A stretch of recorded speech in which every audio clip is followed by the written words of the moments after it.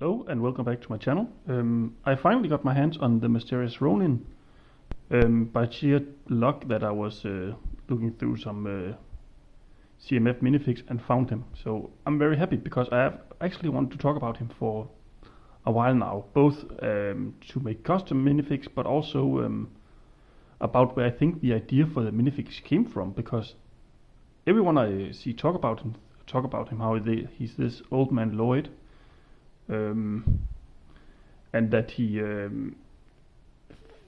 basically just looks really, really cool. And I agree, he is probably the best looking from the newest CMF, so I understand why he's so hard to find and why so many people are trying to just get him or one of him or more of him if they can, because most of his pieces are actually really cool. Like this one for D&D's rogue purposes would be perfect, because when you are in combat you can just have your minifigs wear it, and I think it's one of my best rogue mask. Then we have this awesome scabbard that only holds one katana. Unfortunately still only katanas and not normal swords. That really fits, again, this lone swordsman kind of vibe, which I really like. And then his incredibly detailed torso with belt all over it, and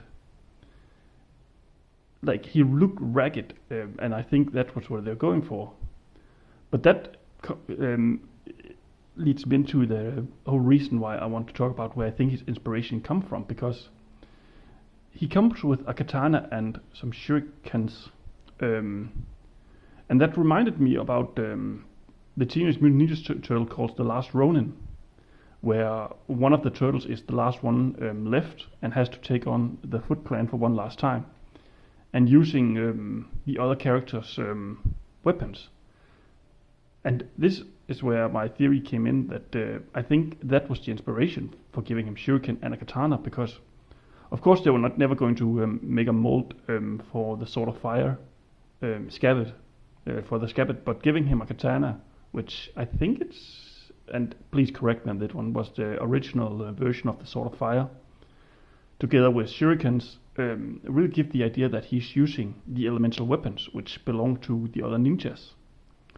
And of course a CMF you couldn't give all of them, so he couldn't get the nunchucks and the scythe, I think it is, to make him a complete last Ronin, last ninja figurine.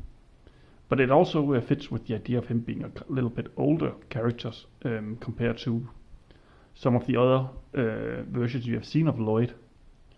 And yeah, all in all, I think it's probably my I really liked that I finally found him, and really I don't think I'm going to hunt more of them. If I see one just by accident, of course I'm going to pick it up, but I'm mostly going to be using it for making D&D minifigs like Rangers and Rogues with him, because I think he fits really well into both of them, even though he does have I think it's the signal he does have a signal on the back, but again it can be easily it's easily to cover up with equipment. Sorry about that. But all in all, I really like him, and I love that they took the idea of the ninja and took the idea of Teenage Mutant Ninja Turtles and made a homage to that using their own ninja theme. So yeah, all in all, really cool minifig.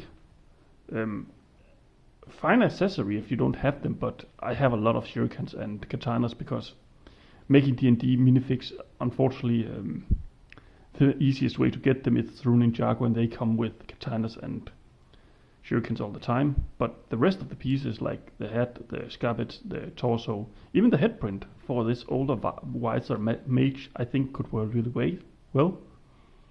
So yeah, that's basically what I have to say about the Lloyd minifig, eller Mysterious Ronin, because we don't know who he is. And yeah, I hope we will see some more kind of things like this in the future. And all in all, have a nice day. Bye.